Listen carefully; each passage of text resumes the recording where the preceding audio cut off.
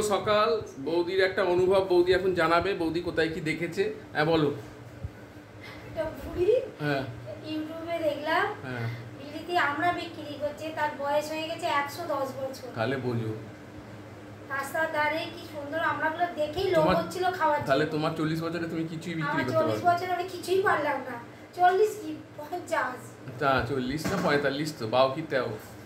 আর এই হলো বৌদির অনুভব। এসব চা ফা খাচ্ছে। প্রিয়াঙ্কা দেবী আজকের ছোট করে দেখিয়ে দিই সকাল সকাল।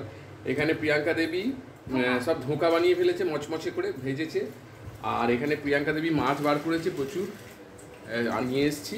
সব রিং ফিশ এইসব ধোয়া হচ্ছে, ধুয়ে গুছিয়ে রাখা হচ্ছে। ওনার মানে এমন ধোবে যে মাছের রস কস বুলবুলি সব বার করে দেবে।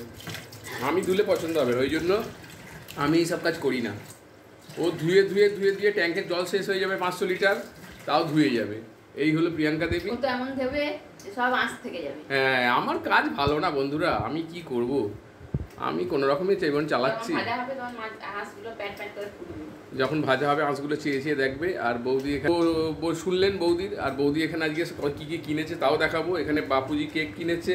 আর ওটা বাক্স খোলো, বন্ধুদের সব দেখাও। এখানে আমাদের ইয়েতে আসে, বাড়িতে আসে একটা ভদ্রলোক সব কিছু নিয়ে।